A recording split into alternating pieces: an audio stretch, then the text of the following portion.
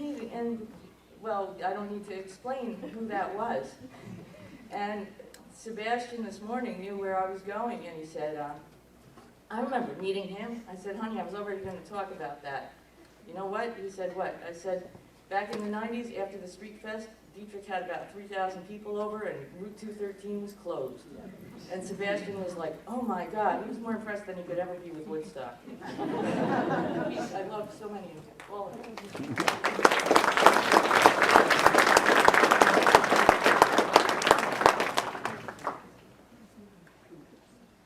I'd like to call Rita Sorge to say a few words.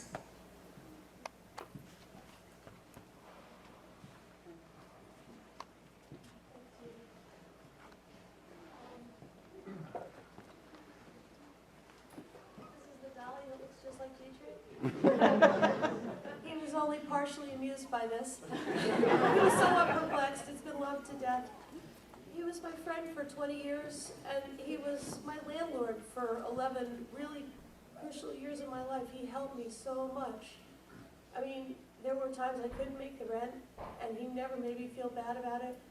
And he helped me sign for the house that I bought, and I was still going to pay him like $25 at a time on my back rent. And I mean, he was kind to me. He was kind to a lot of kind of low to the ground people. And he was just a very good man. He did a lot for the community, but he did a lot on a personal level for individuals who didn't have a lot of recourse to other help. He was good. I miss him, and I wish I had said goodbye. You know, there are people that we love and we know, and we always assume they'll be there, and that we'll visit them more, and I guess I want to say we should do that. He was very good in many ways, but personally, he was so kind, and he helped a lot of people. Thank you.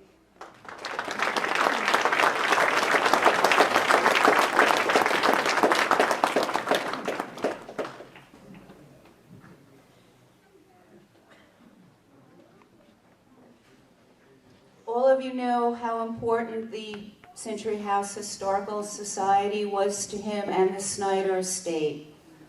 Upon Dietrich's passing, we're very excited. We're going to have Ann Gorick. She's our new president. And Ann, would you stand up for everyone to...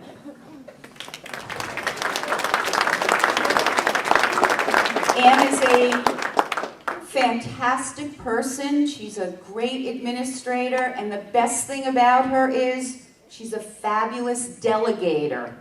So look forward to her call.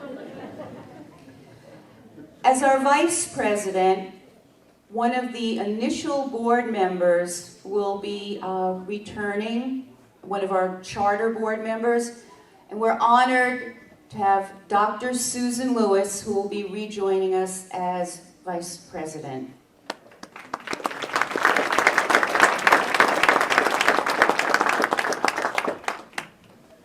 It's so great to see all of you. Dietrich would have just loved this. And I want to speak briefly about Dietrich as a historian and as a philanthropist. Many people have said how much Dietrich loved history, but I don't think anybody said what a great historian he was. He knew how to go to a primary source. I have a PhD in history, and I teach at SUNY New Paltz. If I had any question about local history, anybody came to me, I never knew the answer, but I would call Dietrich. And I would say, okay, blah, blah, blah, and he'd say, oh, go to the Kingston Freeman, December 17th, 1870, and you will find the answer. This is true. You know, this is the way he was. He knew everything, not just documents, but archaeology, any little piece of rubble on the property. We've heard reference to this before. He knew what it was for, where it had come from, why it was used, why it was important to preserve it. So that's Dietrich the historian. And whenever I go, I go to the State Library, and they all know about him. He's been there. He's been everywhere. Philanthropist. I want to add to what has been said before, because Dietrich did not want this known at all. So is not here. We're going to tell. It wasn't just that Gail and Dietrich founded the Century House and arranged to acquire the property and took care of it and spent money to bring resources in. It's also that the Century House had a tendency not to make its budget, right? And Dietrich constantly gave his personal funds to keep afloat. And without Dietrich, not only wouldn't the Century House have been established, but it certainly could not have continued. And so I think people in Rosendale don't really realize how much Dietrich put in personally and financially in his commitment to the preservation of Rosendale history. Thank you.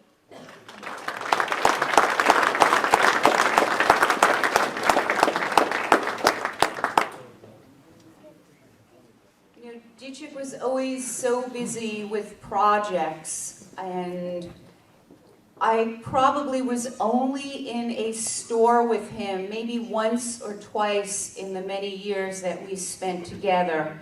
And one of the deep regrets that I have is that we had been trying to buy him a pair of shoes for 2 years prior to his passing, and that's no joke.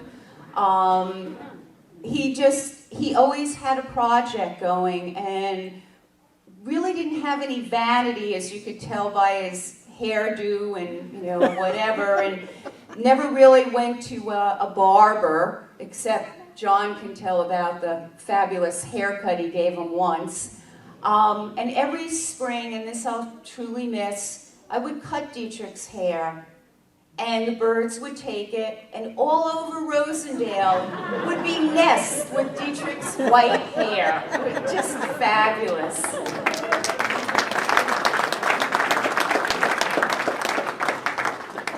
I'd like to call up Manna Jo Green, and she knew Dietrich in a variety of roles. Manna?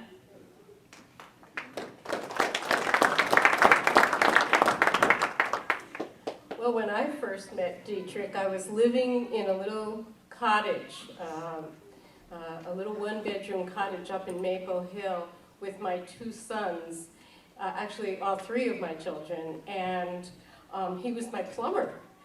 And Altair was with him, and she was a little girl. My kids were all little, and we decided to start a series of potlucks, which we called Fiesta la Fiestas. And each time we would get together, it would have a different theme, like it might be seafood or Mexican food. And it was just a way of building community. And at that time, Gail was still with Lee Kleinberg, so they weren't even together. That's how far back we go. And then they met, and the whole story that has unfolded about the Century House began, the restoration, the acquisition and restoration of the Century House. And my memories of that are Gail out there with her basket and her straw hat, fixing up the place, planting tulips, nurturing the facility, and Dietrich out there mowing. And when I heard of his passing, my first thought was, who's going to mow the Century House? So it's up to all of us. Gail can't do it alone. A lot has been said about what a fine historian Dietrich was, and I got to see that when I worked on the Rosendale's biodiversity assessment, and we picked the historic district, and he welcomed us. He participated. Quite a few people who worked on that, like Montello was here and others. And then the introduction to that was going to be the historic aspect of the historic district. And I got to spend hours with him and saw there how much he enjoyed and how much he knew and how much he was the holder and the keeper of Rosendale's history. And then, you know, the celebrations, the taiko drumming in the cave, and how many of us have spent Halloween celebrating Halloween in the Widow Jane mine. And, you know, I could go on and on. I want to give room for others too, but he will be sorely missed, and he is and always will be greatly loved. Thank you.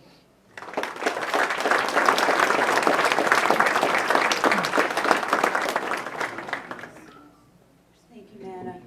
I think one of the accomplishments that I respect Dietrich for most is his working every year. The Department of Environmental Conservation comes up with some goals, and a few years ago he came up with this idea to make sure that the groundwater is safe in our unique area here.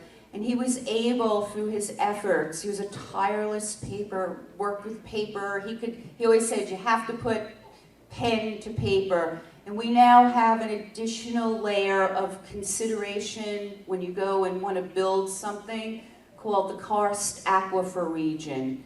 I was at a gathering probably last year, and someone was up there who was just talking about, like, oh, the Karst Aquifer region, and I kicked Dietrich, which was usually how I got his attention.